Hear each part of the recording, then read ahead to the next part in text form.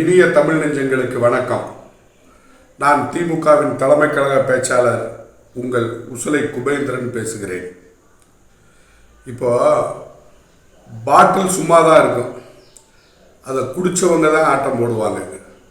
பிணம் சும்மா தான் இருக்கும், அதை தூக்கிட்டு போகிறவங்க தான் ஆட்டம் போடுவாங்க. பணம் சும்மா தான் இருக்கும், அதை வச்சிருக்கவங்க தான் ஆட்டம் போடுவாங்க. அந்த மாதிரி ஆடாத ஆட்டமெல்லாம் ஆடியவர் தான் தமிழ்நாடு கவர்னர் திரு ஆர்.என். ரவி அவர்கள். அதனால்தான் மகாத்மா காந்தி அவர்கள் அந்த காலத்திலேயே சொன்னார்கள், என்னை போன்றவர்களை பூங்கொத்து கொடுத்து வரவேற்பது மட்டும்தான் ஆளுநர்களுடைய வேலை என்று சொன்னார்கள். பேரறிஞர் அண்ணா சொன்னார், ஆட்டுக்கு தாடியும் நாட்டுக்கு கவர்னரும் தேவையில்லை என்று சொன்னார். பெருந்தலைவர் காமராஜர் அவர்கள் சொன்னார்கள், கவர்னர் என்பவர் ரப்பர் ஸ்டாம்ப் வேலைதான் பார்க்க வேண்டும் என்று சொன்னார்கள். இதையெல்லாம் மறந்துவிட்டு கவர்னர் அவர்கள் ஆடிய ஆட்டத்துக்குத்தான் இன்றைக்கு உச்ச நீதிமன்றம் சரியான ஆப்பு வைத்திருக்கிறது.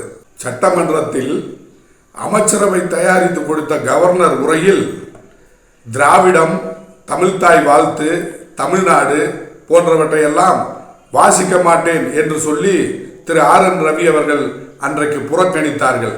அப்பொழுதே மானமும் வீரமும் தன்னுடைய இரண்டு கண்கள் என்பதை உணர்ந்திருந்த நம்முடைய தமிழக முதல்வர் அவர்கள் கண்டன தீர்மானம் கொண்டு வந்து ஆர்.என். ரவி அவர்களை சட்டமன்றத்திலிருந்து ஓடவிட்ட காட்சியை தமிழ்நாட்டு மக்கள் தொலைக்காட்சியிலே பார்த்திருப்பீர்கள்.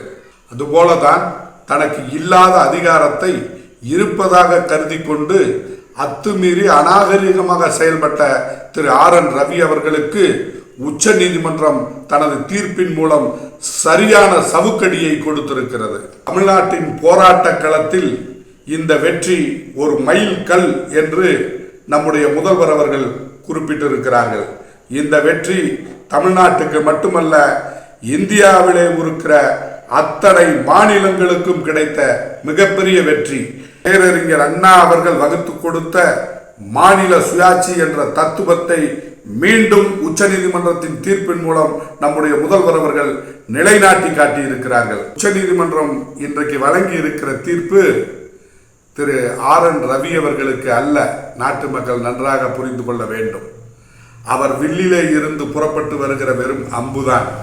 வில்லை வைத்து அங்கே அம்பை விடுகிறவர் மரியாதைக்குரிய ஒன்றிய அரசினுடைய பிரதமராக இருக்கக்கூடிய நரேந்திர மோடிஜி அவர்கள்.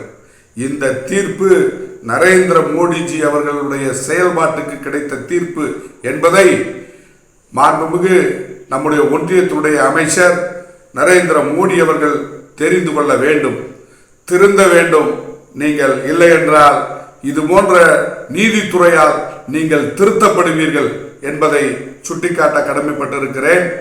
இன்னும் நீங்கள் தமிழ்நாட்டிற்கு அநீதியாக எத்தனை செயல்களை செய்தாலும் எங்கள் தலைவர், எங்கள் முதல்வர் சொல்லியிருக்கிறார், தமிழ்நாடு போராடும், தமிழ்நாடு வெல்லும் என்று சொல்லியிருக்கிறார்.